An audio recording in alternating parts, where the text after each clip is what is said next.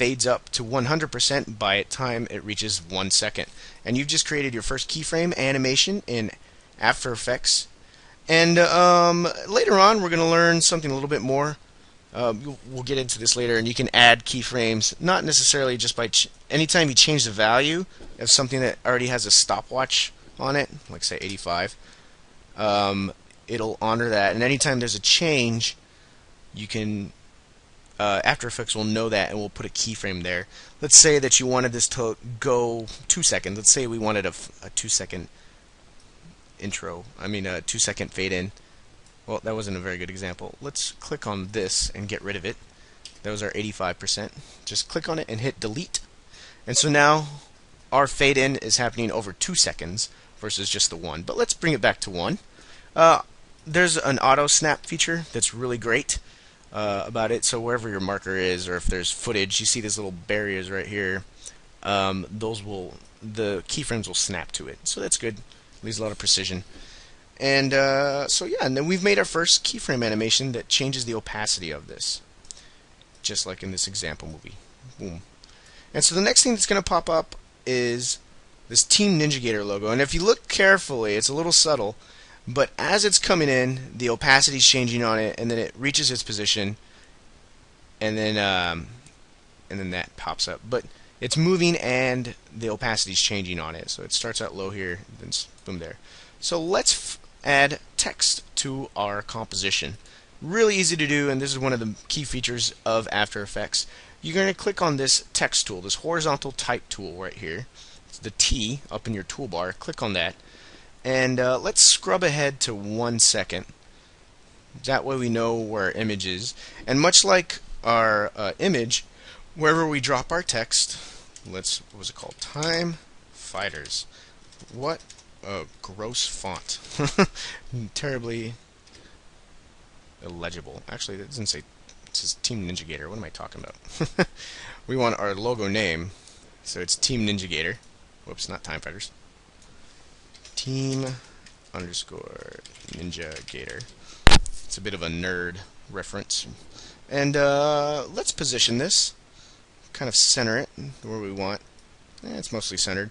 But one thing that we're going to change is the gross font. So let's double click on that using the selection tool. So once we've typed in our text, you want to switch over to the selection tool by pushing V. But that's going to put a V at the end of the text, so it's easier just to mouse click on the selection tool. And with that, you can make adjustments really easy just by double click on the text, and then you can float through your character palette that you have over here. And in case this character palette isn't available to you, you can always add it by going under Window and then go to Character. And I also have the paragraph kind of tab behind it. Anything that's missing from here, it's more than likely going to be in this window thing. And I think this is the default setup for After Effects, but you can adjust it however you want or whatever you feel necessary, to suit your needs. So with this character, we have this double selected, or alternatively, we can just click on this thing and then switch around the script, but that doesn't guarantee anything. So I like to double click and make sure it's highlighted. Let's go under Character, and let's pick the font that we've chosen for our particular team, which is Courier. It's a Courier font. Courier? Something fancy like that. Look at that. And that's exactly what we wanted. Let's recenter this because changing the font does change that. And there's a couple of ways of adjusting the text. It looks kind of nice and big here. You can scale it up manually, just like we did this image, by clicking on a corner and doing this, but it scales from this. One of the silly things that I don't like that After Effects does by default, all the way up until CS4, and it's been doing it since like After Effects -1, is it puts the text anchor point at the very beginning, unlike images like this Ninja Gator, which has the anchor point centered directly. That can really throw you off, but it's no big. You can always adjust it, again, just by twirling down this under your transforms and hit anchor point. We're going to stay away from this text right here for a bit because it's a bit more advanced, so we're just going to ignore it for this tutorial. Maybe get into it in another tutorial. So with this selected, let's double click on this again. Just as we adjusted for the font, we can do the type. We can do the text size. We can do the kerning. Kind of shrink this down. That looks a bit better.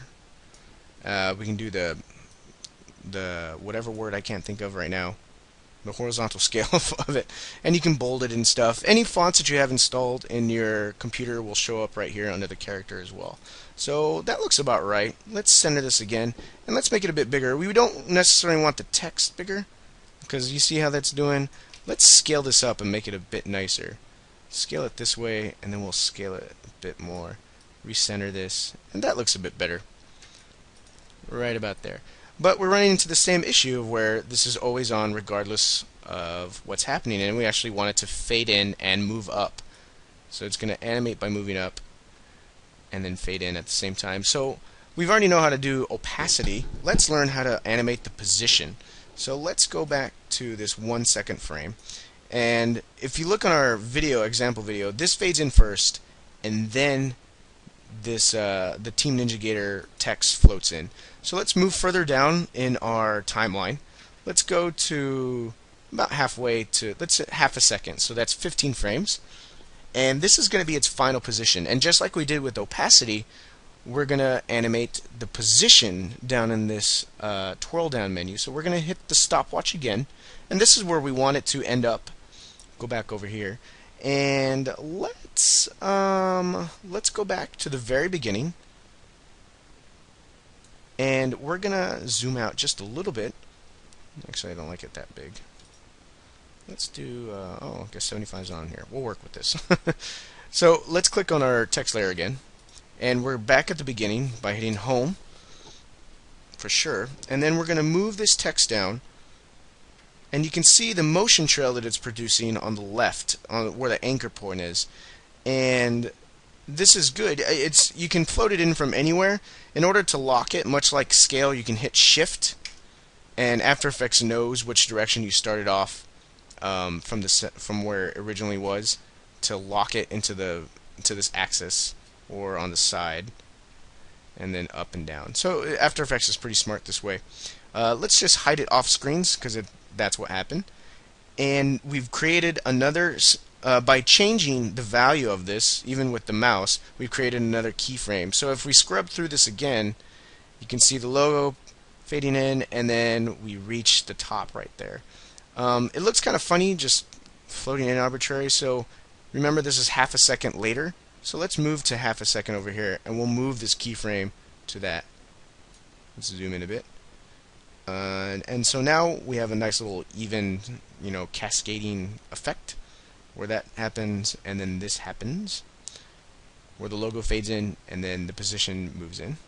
Very nice. Very nice. Let me check my time right quick.